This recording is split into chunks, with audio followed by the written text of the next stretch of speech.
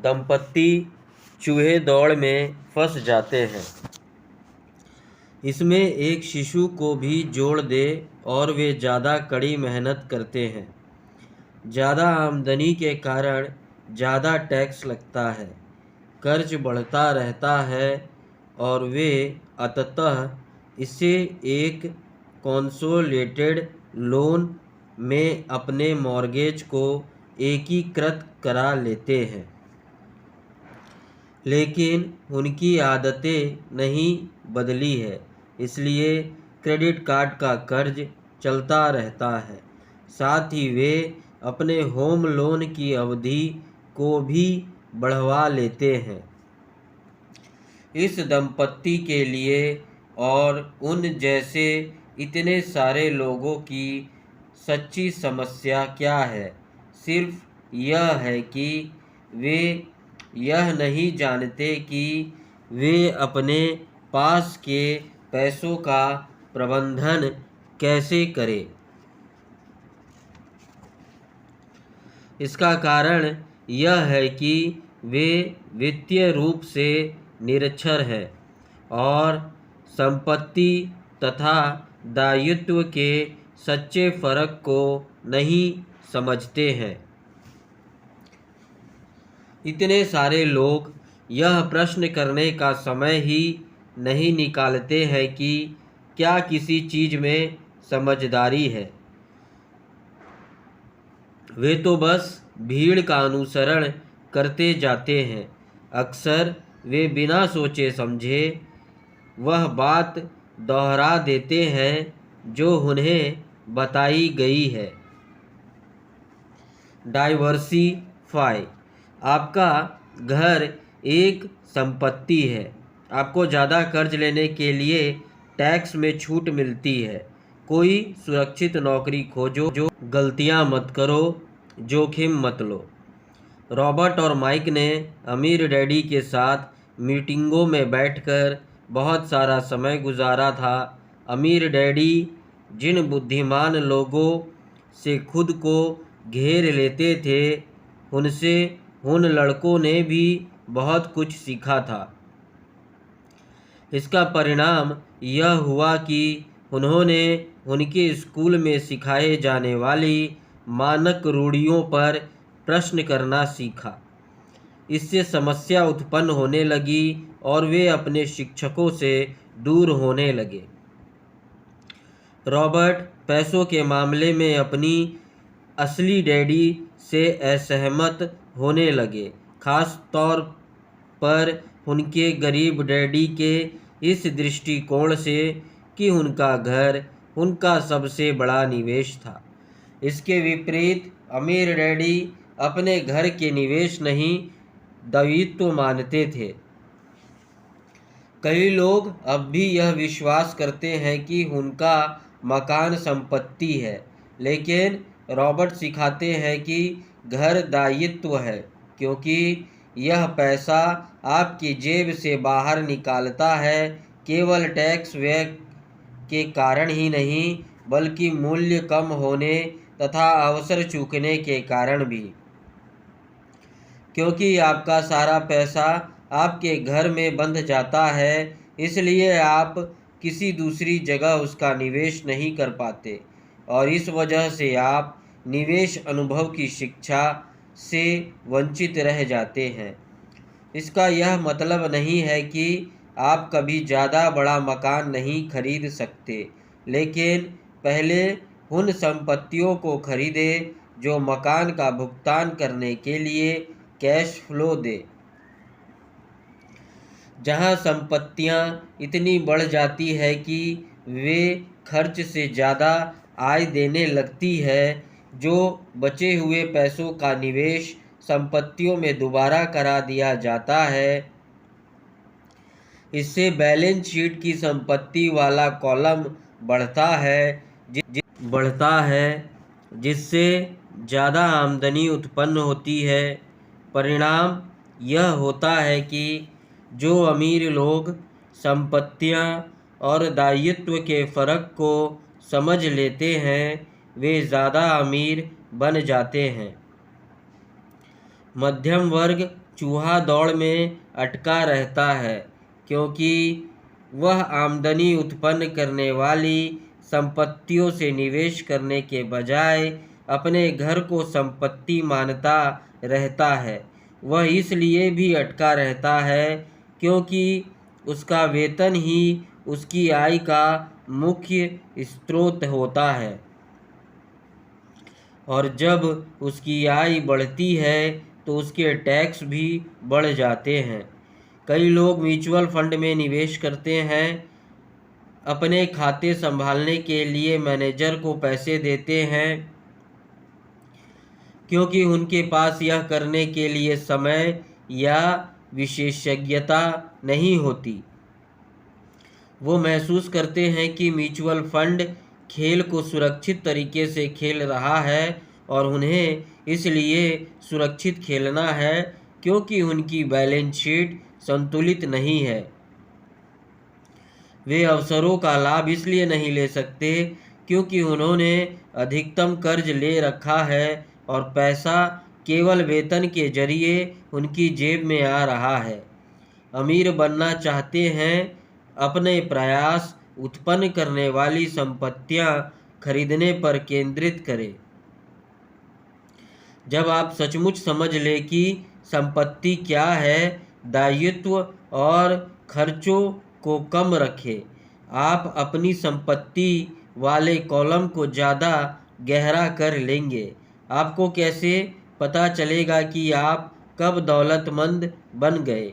Robert और bunk mister Fuller की परिभाषा का इस्तेमाल करते हैं।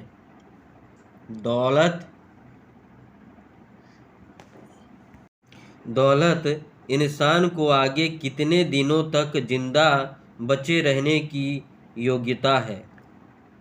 यानी अगर मैं आज काम करना छोड़ दूं तो मैं कितने लंबे समय तक जिंदा रह सकता हूं। इसे कहने का एक और तरीका, दौलत खर्च वाले कॉलम की तुलना में संपत्ति वाले कॉलम से मिलने वाले कैश फ्लो का पैमाना है। जब आपकी संपत्तियां आपके खर्च पूरे करने लायक पर्याप्त आय उत्पन्न कर देती है तो आप दौलतमंद बन जाते हैं, भले ही आप धनाढ्य ना हुए हो। बाएं गोलरार्ध का पल संख्याओं को देखें और उनके द्वारा बताई जाने वाली कहानियों को पढ़ना सीखें। संपत्तियां आपकी जेब में पैसा डालती है। अगर कोई आपकी जेब से पैसा बाहर निकालता है तो यह संपत्ति नहीं है, यह तो दायित्व है। दाएं गोलरार्ध का पल बैलेंस शीट की रेखा चित्र विभिन्न लोगों के जीवन में पैसों की गतिविधि को स्पष्ट करने में मदद करते हैं। अवचेतन पल बहिष्कार का डर लोगों को आमतौर पर स्वीकृत रायों या लोकप्रिय प्रवृत्तियों पर प्रश्न किए बिना उन्हें स्वीकार करने के लिए प्रेरित करता है,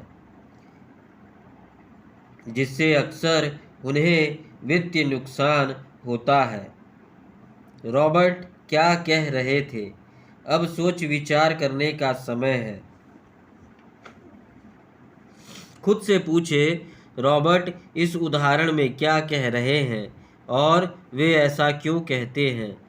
इस खंड में आपको रॉबर्ट के साथ सहमत या असहमत होने की ज़रूरत नहीं है। लक्ष्य तो यह समझना है कि रॉबर्ट क्या कह रहे हैं। याद रखें, यह पाठ्यक्रम सहयोगी और समर्थक बनने के लिए तैयार किया गया है। दो दिमाग एक से बेहतर होते हैं। अगर आप रॉबर्ट की कही बात को नहीं समझ पाते हैं तो संकोच ना करें, समझने की मदद मांगे। हर उदाहरण पर बातचीत करने का समय निकालें जब तक कि आप इसे समझ न महत्वपूर्ण यह नहीं कि जब तक कि आप समझ ना लें। महत्वपूर्ण यह नहीं है कि आप कितना ज़्यादा पैसा कमाते हैं।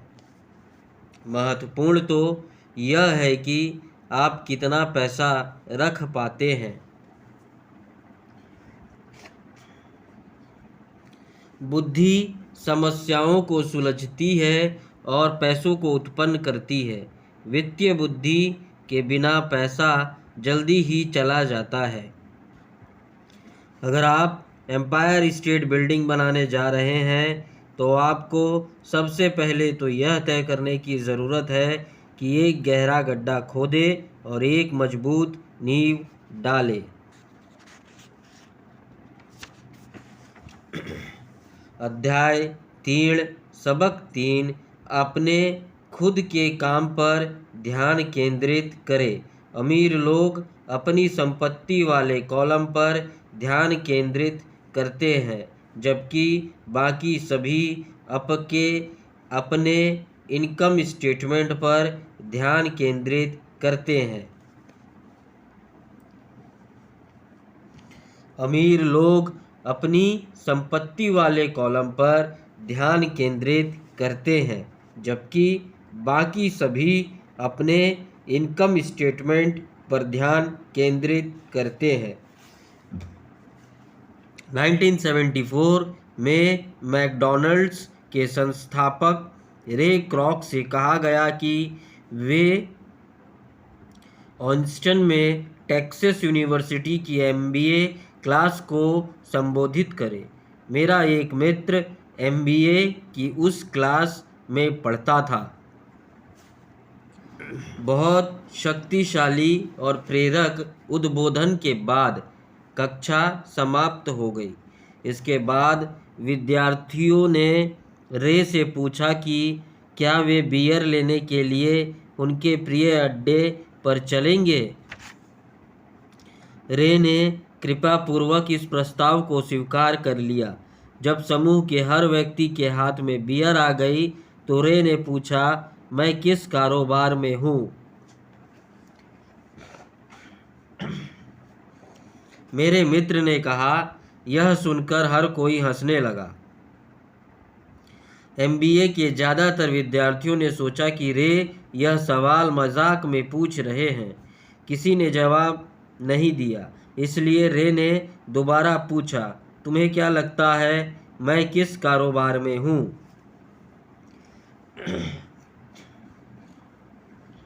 विद्यार्थी एक बार फिर हंस दिए और आखिर एक बहादुर लड़के ने जोर से कहा, रे दुनिया में ऐसा कौन है जो यह नहीं जानता कि आप हैमबर्गर बिजनेस में हैं।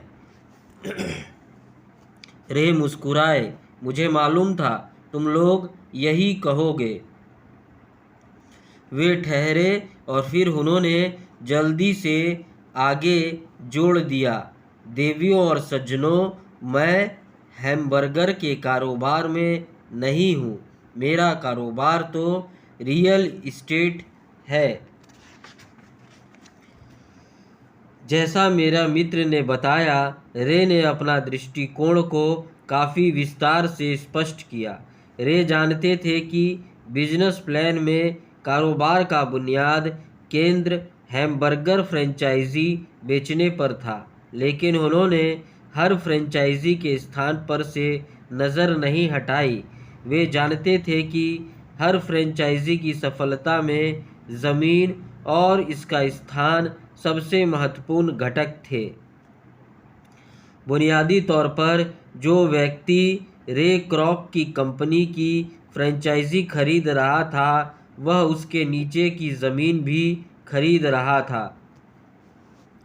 आज मैकडॉनल्ड्स संसार में रियल इस्टेट का सबसे बड़ा मालिक है, जिसके पास कैथोलिक चर्च से भी ज़्यादा भूमि है। मैकडॉनल्ड्स के पास अमेरिका और पूरे संसार के सबसे मूल्यवान चौराहे तथा नुक्कड़ हैं। मेरा मित्र इसे अपने जीवन के सबसे महत्वपूर्ण सबकों में से एक मानता था। आज वह कार धोने वाले गैरेजों का मालिक है, लेकिन उसका कारोबार उन गैरेजों के नीचे की ज़मीन है। पिछले अध्याय में दिए गए रेखा चित्रों के माध्यम से हमने बताया था कि ज़्यादातर लोगों को छोड़कर बाकी सभी के लिए मेहनत करते हैं। वे सबसे पहले कंपनी के मालिकों के लिए मेहनत करते हैं, फिर टैक्स के जरिए सरकार के लिए मेहनत करते हैं और अंत में बैंक के लिए मेहनत करते हैं, जो उनकी मॉर्गेज का मालिक है। जब मैं छोटा था तो हमारे आसपास मैकडॉनल्ड्स नहीं था, लेकिन मेरे अमीर डैडी ने माइक और मुझे वही सबक सिखाया जो रे क्रॉक ने टेक्सास यूनिवर्सिटी में बताया था। यह अमीरों का तीसरा रहस्य है।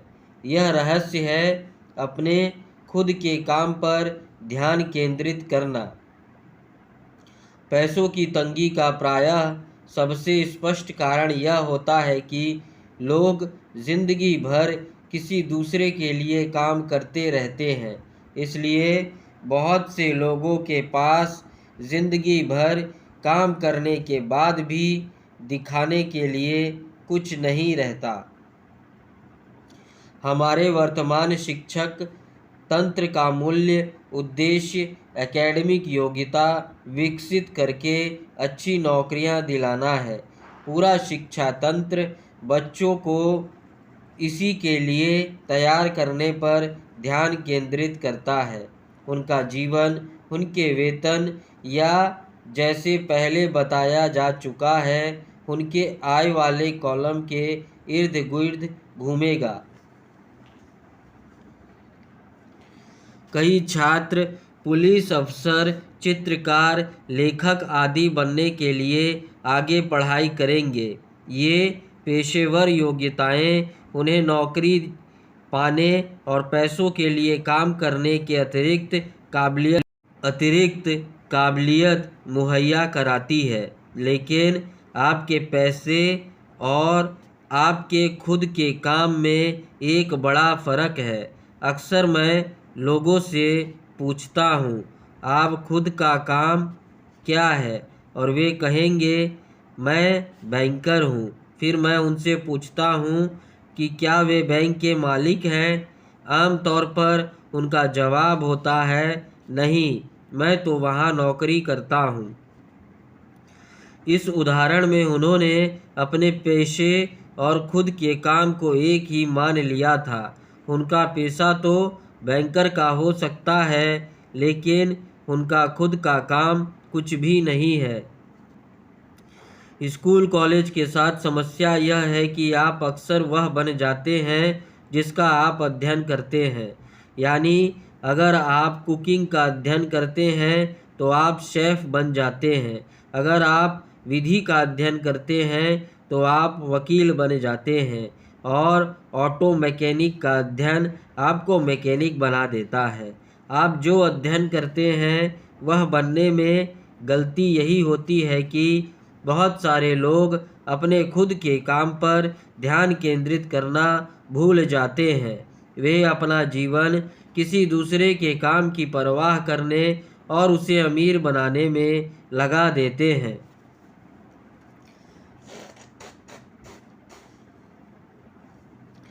आर्थिक सुरक्षा पाने के लिए व्यक्ति को अपने खुद के काम पर ध्यान केंद्रित करना चाहिए।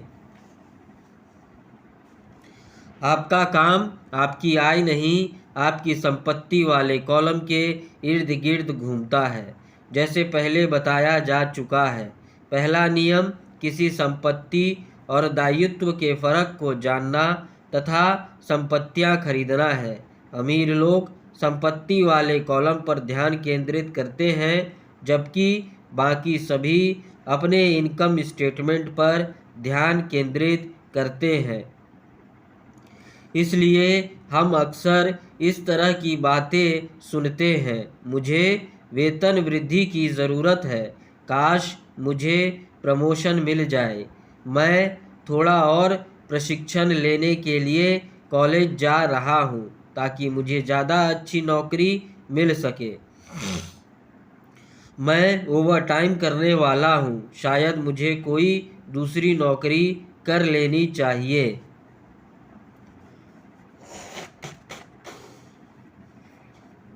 कुछ मामलों में ये समझदारी भरे विचार हैं, लेकिन आप भी अपने खुद के काम पर ध्यान केंद्रित नहीं कर रहे हैं।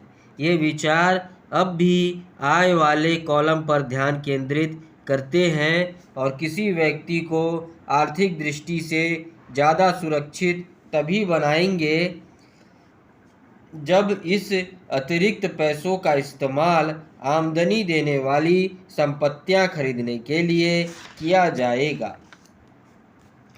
बहुसंख्यक गरीब और मध्यम वर्गीय लोग आर्थिक क्षेत्र में रूढ़िवादी होते हैं, जिसका मतलब है मैं जोखिम लेने में समर्थ नहीं हूँ। इसका बुनियादी कारण यह है कि उनके पास कोई वित्तीय आधारशिला नहीं है। उन्हें अपनी नौकरियों से चिपके रहना है और खेल को सुरक्षित तरीके से खेलना है। जब छटनी आम बात हुई तो करोड़ों कर्मचारियों को पता लगा कि उनकी सबसे बड़ी तथाकथित संपत्ति यानी उनका मकान उन्हें जिंदा निगल रहा है। उनकी संपत्ति हर महीने उनके पैसे खा रही थी। उनकी कार यानी उनकी दूसरी संपत्ति भी उन्हें कच्चा चबा रही थी। गैराज में रखे $1000 के गोल्फ क्लब्स अब $1000 के नहीं रह गए थे। नौकरी की सुरक्षा के बिना अब इनके पास दूसरा कोई सहारा ही नहीं बचा था। उन्होंने जिन्हें संपत्तियां माना था वे आर्थिक संकट के दौर में उनकी कोई मदद नहीं कर सकती थी। मैं मानता हूं कि हम में से ज़्यादातर लोग ने किसी मकान या कार को खरीदते समय कर्ज का आवेदन फॉर्म भरा होगा। नेटवर्थ वाले खंड पर नज़र डालना हमेशा रोचक रहता है, क्योंकि इससे हमें यह पता चलता है कि बैंकिंग और अकाउंटिंग के क्षेत्रों में किन चीज़ों को संपत्तियां माना जाता है। एक बार मैं लोन चाहता था, लेकिन उस वक्त मेरी आर्थिक स्थिति बहुत अच्छी नहीं दिख रही थी। इसलिए मैंने संपत्ति वाले कॉलम की संख्या बढ़ाने के लिए अपने नए गोल्फ क्लब, मेरे पेंटिंग्स, पुस्तकें, इलेक्ट्रॉनिक्स, अरमानी के सूट, कलाई, घड़ी, जूते और दीगर चीज़ें भी शामिल कर ली। मेरे लोन के आवेदन को इसलिए ठुकरा दिया गया क्योंकि रियल एस्टेट में मेरा बहुत ज़्यादा निवेश था। लोन मंजूर करने वाली समिति को यह पसंद नहीं आया कि मैं किराए से इतना ज़्यादा पैसा कमाता था। वे जानना चाहते थे कि मेरे पास तनख्वाह वाली सामान्य नौकरी क्यों नहीं है। उन्होंने अरमानी सूट, गोल्फ क्लब या पेंटिंग कलेक्शन पर कोई आपत्ति नहीं की। जब आप सामान्य सांचे में नहीं ढलते हैं तो जीवन कई बार मुश्किल होता है। मैं हर बार सिहर जाता हूँ जब भी मैं किसी के मुंह से सुनता हूँ कि उसकी नेट वर्थ 10 लाख या $1 लाख है। नेट वर्थ सटीक पैमाना नहीं है और इसका मुख्य कारण यह है कि जिस पल आप अपनी संपत्तियों को बेचना शुरू करते हैं उसी पल आपको मुनाफे पर टैक्स देना पड़ता है। आय कम होने पर बहुत सारे लोग गहरी आर्थिक परेशानी में फंस जाते हैं। पैसा जुटाने के लिए वे अपनी संपत्तियां बेचते हैं, लेकिन उनकी व्यक्तिगत संपत्ति आमतौर पर उनकी बैलेंस शीट में दर्ज राशि से बहुत कम से बिकती है। दूसरी ओर अगर संपत्ति बेचने से मुनाफा हो जाए तो भी उस पर टैक्स लगता है, यानी एक बार फिर सरकार अपना हिस्सा ले लेती है और कर्ज से बाहर निकलने के लिए जुटाई जाने वाली राशियों को कम कर देती है। इसलिए मैं कहता हूँ कि किसी की नेट वर्थ अक्सर उसके अनुसार से कम होती है। अपने खुद के काम पर ध्यान केंद्रित करना शुरू करें। दिन की नौकरी करते रहे, लेकिन असली संपत्तियां भी खरीदना शुरू करें। ऐसे दायित्व या निजी सामान ना खरीदे जिन्हें एक बार घर लाने के बाद उनका मूल्य कम हो जाए।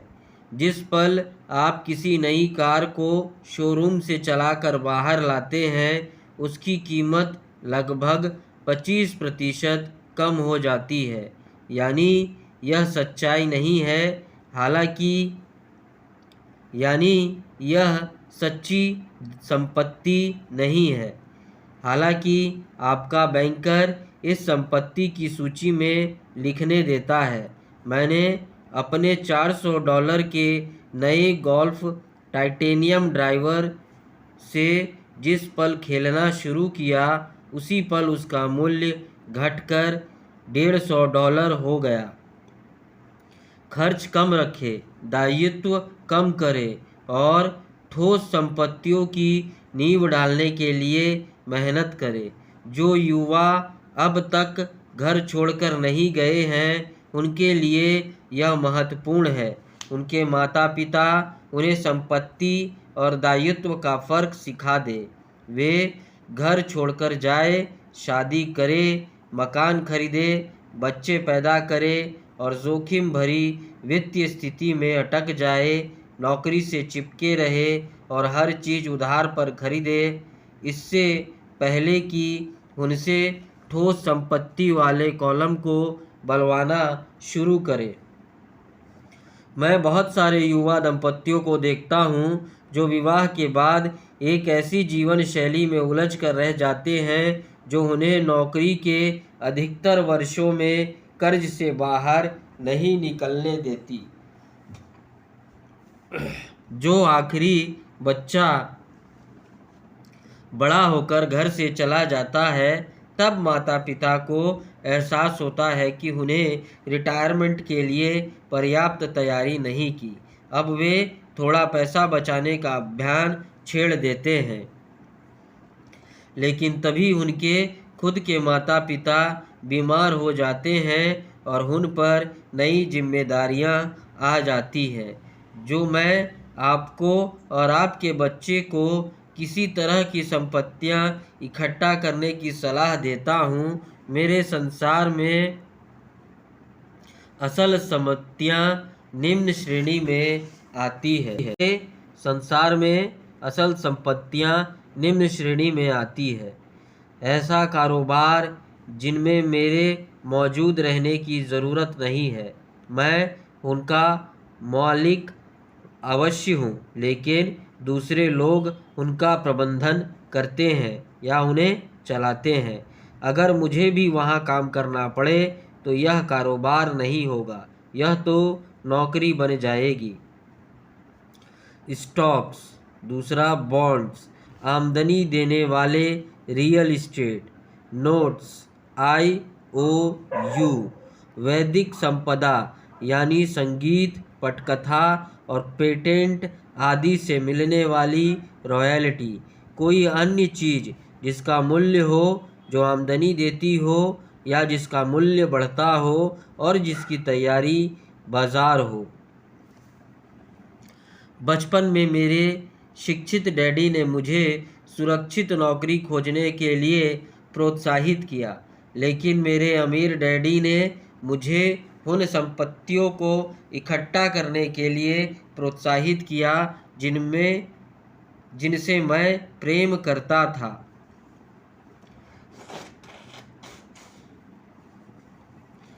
अगर तुम इससे प्रेम नहीं करते हो तो तुम उसकी देखभाल नहीं करोगे। मैं रियल इस्टेट इसलिए इकट्ठी करता हूँ क्योंकि मुझे इमारतों और ज़मीन से प्यार है। मुझे उनकी खरीदारी करने से प्यार है और मैं दिन भर उन्हें निहार सकता हूँ। जब समस्याएं उत्पन्न होती हैं तो वे इतनी बुरी नहीं होती कि उनकी वजह से रियल इस्टेट के प्रति मेरा प्यार कम हो जाए। हाँ, जो लोग रियल इस्टेट से नफ़रत करते हैं उन्हें यह नहीं खरीदनी चाहिए। मुझे छोटी कंपनियां, खासकर शुरुआती कंपनियों के शेयर से भी प्रेम है। इसका कारण यह है कि मैं मैनेजर नहीं, उद्यमी हूँ। अपने शुरुआती वर्षों से मैंने standard oil of California, US marine Corp और ज़ेरॉक्स कॉर्प जैसे बड़े संगठनों में काम किया था। उस संगठनों ने गुजारा समय मज़ेदार था, जिसकी कई अच्छी यादें मेरे साथ है। लेकिन मैं जानता हूँ कि दिल की गहराई में मैं कंपनी वाला आदमी नहीं हूँ। मुझे कंपनियाँ शुरू करना पसंद है, उन्हें चलाना नहीं। इसलिए मैं आम तौर पर छोटी कंपनियों के शेयर खरीदता हूँ। मैं कई बार मैं खुद भी कंपनी खड़ी करके उससे सार्वजनिक करता हूँ।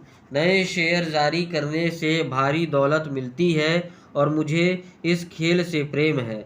कई लोग स्मॉल कैप यानी छोटी कंपनियों से डरते हैं और उन्हें खतरनाक कहते हैं, और वे हैं भी। लेकिन यदि आप इस निवेश से प्रेम करते हैं, इसे समझते हैं और खेल के नियम जानते हैं, तो जोखिम कम हो जाता है। छोटी कंपनियों के मामले में मेरा निवेश रणनीति यही रहती है कि 1 साल के भीतर उस शेयर से बाहर आ जाओ। दूसरी तरफ रियल एस्टेट के क्षेत्र में मेरी रणनीति यह है कि छोटी शुरुआत करो और उसे बेचकर ज़्यादा बड़ी जायदाद खरीदो, ताकि मुनाफा पर टैक्स तुरंत ना चुकाना पड़े। इससे रियल एस्टेट संपत्ति का मूल्य बहुत ज़्यादा बढ़ जाता है। मैं रियल एस्टेट को आमतौर पर 7 साल से कम समय तक रखता हूँ। अब मैं मरीन कॉर्प और ज़ेरॉक्स में था, तब बरसों तक मैंने वही किया जिसकी सलाह मेरे अमीर डैडी ने दी थी। मैं दिन में नौकरी करता था और उसके साथ ही अपने खुद के काम पर भी ध्यान केंद्रित करता था। मैं रियल एस्टेट और छोटे शेयरों को खरीद फरोख्त करके अपनी संपत्ति वाले कॉलम में बहुत सक्रिय था। अमीर डैडी हमेशा वित्तीय शिक्षा के महत्व पर जोर देते थे।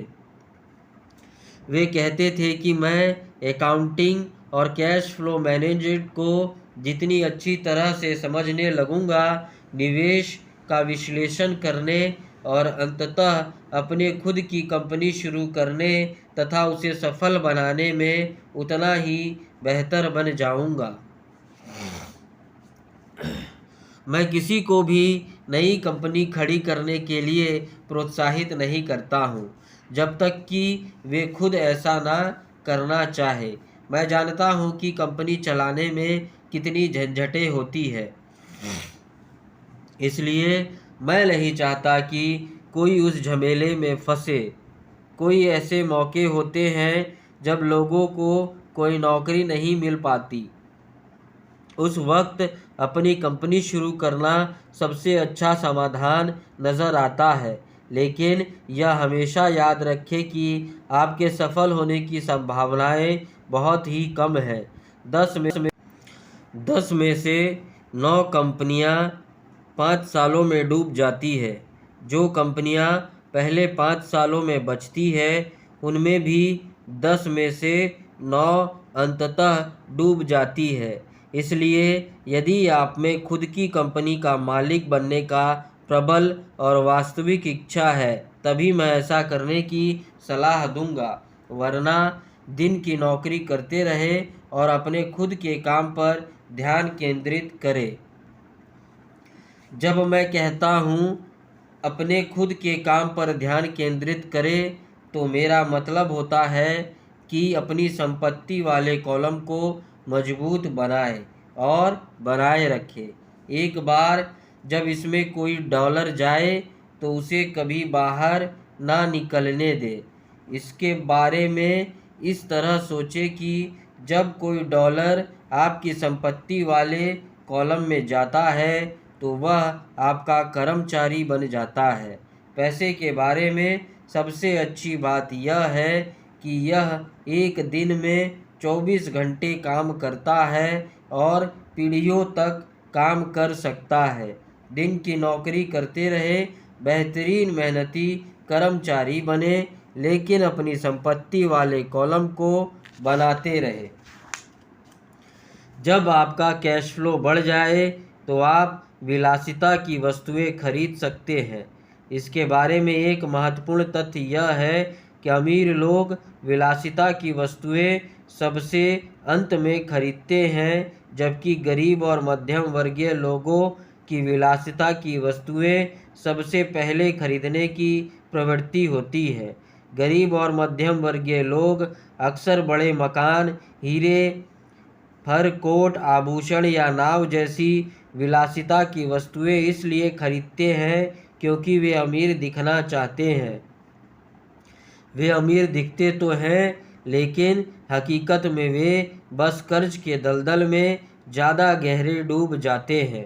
पुराने पैसे वाले लोग यानी लंबे समय से अमीर लोग अपनी संपत्ति वाले कॉलम की सबसे पहले बनाते हैं, फिर संपत्ति वाले कॉलम को उत्पन्न होने वाली आमदनी उनके लिए विलासिता के सामान खरीदती है।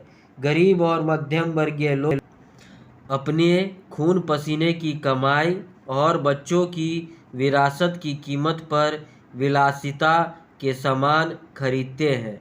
सच्ची विलासिता किसी असली संपत्ति में निवेश करने और उसे विकसित करने का पुरस्कार है। मिसाल के तौर पर, जब हमारे अपार्टमेंट हाउसेस से मेरी पत्नी किम और मेरे पास अतिरिक्त पैसा आने लगा तो उसने अपने लिए मर्सिडीज खरीद ली। उसने उसके लिए कोई अतिरिक्त मेहनत नहीं की, कोई जोखिम नहीं लिया, क्योंकि कार उसने नहीं, अपार्टमेंट हाउस ने खरीदी थी। बहरहाल उसे 4 साल तक इंतज़ार करना पड़ा, जबकि रियल एस्टेट निवेश पोर्टफोलियो बढ़ रहा था और कार खरीदने के लिए पर्याप्त अतिरिक्त कैश फ्लो उत्पन्न कर रहा था। लेकिन मर्सिडीज़ की विलासिता सच्चा पुरस्कार थी, क्योंकि इससे यह साबित हो गया था कि वह अपनी संपत्ति वाले कॉलम को बढ़ाना जानती थी। अब वह कार उसके लिए सिर्फ एक सुंदर कार ही नहीं, यह उससे ज़्यादा मायने रखती है। इसका मतलब है कि उसने अपनी वित्तीय बुद्धि का उपयोग करके इसे खरीदा है। इसके बजाय अधिकतर लोग भावावेग में नई कार या विलासिता की कोई अन्य वस्तु कर्ज पर ले लेते हैं। हो सकता है कि वे बोर हो रहे हो और उन्हें एक नए खिलौने की ज़रूरत हो। कर्ज पर विलासिता की वस्तु खरीदने से अक्सर वह आदमी अंततः उस वस्तु से चिढ़ने लगता है, क्योंकि कर्ज एक आर्थिक बोझ बन जाता है। जब आप निवेश करने और अपना खुद का काम करने में समय लगा चुके हैं, तो आप अमीरों का सबसे बड़ा रहस्य सीखने के लिए तैयार हैं, यानी वह रहस्य जो अमीरी को बाकी लोगों से काफ़ी आगे पहुंचा देता है। अध्याय 4, सबक 4, टैक्स का इतिहास और कॉर्पोरेशंस की शक्ति। मेरे अमीर डैडी ने खेल को चतुराई से खेला था और उन्होंने यह कॉर्पोरेशंस के जरिए किया था, जो अमीरों का सबसे बड़ा रहस्य है। मुझे याद है, स्कूल में हमें रॉबिन हुड और उसके मेरी मैन गिरोह की कहानी सुनाई गई थी। मेरे शिक्षक के हिसाब से यह एक रोमांटिक हीरो की अद्भुत कहानी थी, जो अमीरों से पैसा छीनकर गरीबों को बांट देता था। दूसरी ओर मेरे अमीर डैडी रॉबिन हुड को हीरो नहीं मानते थे। वे तो रॉबिन हुड को अपराधी मानते थे। रॉबिन हुड को गुजरे हुए ज़माना हो चुका था, लेकिन उसके अनुयायी आज भी जिंदा हैं। मैं अक्सर अब भी लोगों को कहते सुनता हूँ, इसके लिए अमीर लोग पैसे क्यों नहीं देते हैं, या अमीरों को ज़्यादा टैक्स देना चाहिए और गरीबों में बांटना चाहिए। यह अमीरों से छीनकर गरीबों में बांटने की यह रॉबिन हुड फैंटेसी गरीबों और मध्यम वर्ग लोगों के लिए सबसे दुखदायी साबित हुई है। इसी रॉबिन हुड आदर्श के वजह से मध्यम वर्ग पर टैक्स का इतना भारी बोझ लदा हुआ है। सच्चाई तो यह है कि अमीरों पर टैक्स लगता ही नहीं है। गरीबों के कल्याण के लिए पैसे तो मध्यम वर्ग देता है, खास तौर पर उच्च आय वाला मध्यम वर्ग। टैक्स के बारे में पूरी तरह से समझने के लिए हम इसकी ऐतिहासिक पृष्ठभूमि पर नज़र डालने की ज़रूरत है। हालांकि मेरे उच्च शिक्षित डैडी शिक्षा के इतिहास के विशेषज्ञ थे, लेकिन मेरे अमीर डैडी खुद को टैक्स के इतिहास का विशेषज्ञ मानते थे। अमीर डैडी ने माइक और मुझे बताया कि इंग्लैंड या अमेरिका में पहले कोई टैक्स नहीं लगता था। कभी कभार युद्ध का खर्च निकालने के लिए अस्थायी टैक्स लगा दिया जाता था। राजा या राष्ट्रपति बस ऐलान कर देता था और हर एक को अपना हिस्सा देने के लिए प्रेरित करता था। ब्रिटेन में 1799 से 1816 तक नेपोलियन के खिलाफ युद्ध में टैक्स लगाया गया था। अमेरिका से 1861 से 1865 तक हुए गृह युद्ध के खर्च को जुटाने के लिए टैक्स लगाया गया था। 1874 में इंग्लैंड ने अपने नागरिकों पर स्थायी इनकम टैक्स लगा दिया। 1913 में अमेरिकी संविधान के 16वें संशोधन की मंजूरी के साथ ही इनकम टैक्स अमेरिका में भी स्थायी हो गया। एक ज़माने में अमेरिकी टैक्स विरोधी थे। चाय पर बहुत ज़्यादा टैक्स लगने की वजह से ही बोस्टन हार्बर की मशहूर टी पार्टी वाली घटना हुई, जिसने क्रांतिकारी युद्ध को चिंगारी दी। नियमित इनकम टैक्स का विचार जनता के गले में उतारने में इंग्लैंड और अमेरिका दोनों को ही लगभग 50 साल का समय लग गया।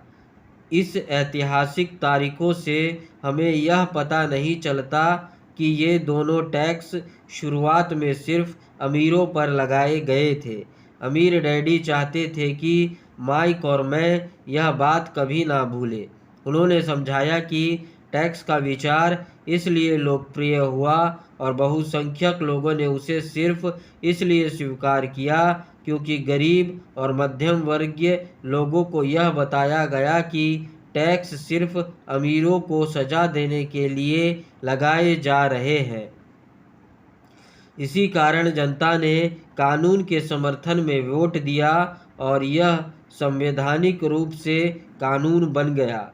हालांकि इसका इरादा अमीरों को सजा देना था। अंततः यह उन्हीं लोगों के लिए सजा बन गया जिन्होंने इसके समर्थन में वोट दिया था, गरीब और मध्यम वर्ग। एक बार जब सरकार ने पैसों का स्वाद चख लिया तो इसकी भूख बढ़ती गई। अमीर डैडी ने कहा, तुम्हारे डैडी और मैं पूरी तरह विरोध में हैं। वे सरकारी अफसर हैं और मैं पूंजीपति हूँ। हमें विपरीत व्यवहार के कारण पैसे मिलते हैं और हमारी सफलता को तोलने की तराजू भी अलग अलग है। उन्हें पैसा खर्च करने और लोगों को नौकरी देने के लिए पैसे मिलते हैं। वे जितना ज़्यादा खर्च करते हैं और जितने ज़्यादा लोगों को नौकरी देते हैं, उनका संगठन उतना ही ज़्यादा बड़ा बनता है। सरकार में बड़े संगठन को सम्मान दिया जाता है। दूसरी ओर अपनी कंपनी में मैं जितने कम लोगों को नियुक्त करता हूँ, जितने कम पैसे खर्च करता हूँ, मेरे निवेशक मेरा उतना ही ज़्यादा सम्मान करते हैं। इसलिए मैं सरकारी लोगों को पसंद नहीं करता। प्रायः उनके लक्ष्य कारोबारी लोगों से भिन्न होते हैं। जब सरकार में कर्मचारी की संख्या बढ़ती है तो उन्हें तनख्वाह देने के लिए पहले से ज़्यादा टैक्स डॉलर्स की ज़रूरत होती है। मेरे शिक्षित डैडी सचमुच मानते थे कि सरकार को लोगों की मदद करनी चाहिए। उन्हें जॉन एफ कैनेडी बहुत पसंद थे, खास तौर पर पीस कॉर्प के विचार। इस विचार को इतना ज़्यादा पसंद करते थे कि वे और मेरी माँ दोनों ही पीस कॉर्प के लिए काम करते थे तथा मलेशिया, थाईलैंड और फिलीपींस जाने वाले स्वयंसेवकों को प्रशिक्षित करते थे। वे हमेशा अतिरिक्त अनुदानों और बजट बढ़ाने की कोशिश करते थे ताकि वे अधिक लोगों को नियुक्त कर सके। शिक्षा विभाग की नौकरी में मैं भी और पीस कॉर्प में भी। जब मैं 10 साल का था तभी से अमीर डैडी मुझसे कहते आ रहे थे कि सरकारी कर्मचारी आलसी चोरों का गिरोह है। लगभग तभी से मेरे गरीब डैडी मुझसे कहते आ रहे थे कि अमीर लोग लालची और बदमाश होते हैं। अमीर लोग लालची और बदमाश होते हैं जिन्हें सरकार को ज़्यादा टैक्स देना चाहिए। दोनों ही विचारों के पक्ष में उपयुक्त तर्क दिए जा सकते थे। मेरे लिए यह बहुत मुश्किल था कि शहर के बहुत बड़े पूंजीपति के लिए काम करने के बाद एक ऐसा पिता के पास लौटूं जो एक शीर्ष सरकारी अफसर थे। यह तय करना आसान नहीं था कि किस डैडी की बात पर यकीन किया जाए, लेकिन जब आप टैक्स के इतिहास का अध्ययन करते हैं तो एक दिलचस्प पहलू सामने आता है। जैसा मैंने कहा था, टैक्स सिर्फ इसलिए लागू हो पाए क्योंकि जनता अर्थशास्त्र के रॉबिन हुड सिद्धांत में यकीन करती थी। अमीरों से छीनी और बाकी सब में बांट दो। समस्या यह थी कि सरकार के पैसों की भूख इतनी बढ़ गई कि जल्द ही मध्यम वर्ग पर भी टैक्स लगाने की नौबत आ गई और वहां से नीचे खिसकने लगी। दूसरी तरफ अमीरों ने इसे एक अवसर के रूप में देखा क्योंकि वे उन्हीं नियमों के हिसाब से नहीं खेलते थे जिनसे जनता खेलती है। अमीर लोग कॉरपोरेशंस के बारे में जानते थे जो समुद्री जहाज़ों के दिनों में लोकप्रिय थे। अमीर लोग हर समुद्री यात्रा में संपत्ति के अपने जोखिम को सीमित करने के लिए कॉरपोरेशन का उपयोग करते थे। हर समुद्री यात्रा के लिए अमीर लोग अपना पैसा एक कॉरपोरेशंस में डाल देते थे। फिर कॉरपोरेशन खजाने की तलाश में नए संसार की यात्रा करने के लिए जहाजियों को नियुक्त करते थे। अगर जहाज डूब जाता तो जहाजियों की जान चली जाती, लेकिन अमीरों को सिर्फ उतने ही पैसों का नुकसान होता था जितना उन्होंने उस खास समुद्री यात्रा में निवेश किया था। नीचे दिए चित्रों में कॉरपोरेट तंत्र किस प्रकार आपके व्यक्तिगत इनकम स्टेटमेंट और बैलेंस शीट से बाहर रहता है। कानूनी कॉरपोरेट तंत्र के ज्ञान के बदौलत अमीर लोग दरअसल गरीब व मध्यम वर्गों से बहुत अधिक लाभप्रद स्थिति में रहते हैं। चूँकि मुझे 2 डैडियाँ, एक समाजवादी और दूसरे पूंजीपति ने शिक्षा दी थी, इसलिए मुझे जल्दी ही यह एहसास होने लगा कि पूंजीपति के दर्शन से ज़्यादा आर्थिक समझदारी नज़र आती है। मुझे ऐसा लगा कि वित्तीय शिक्षकों की कमी के चलते समाजवादी अंततः खुद को ही सजा देते हैं। चाहे अमीरों से छीन लो के नारे लगाने वाले भीड़ कितना भी जतन कर ले, अमीर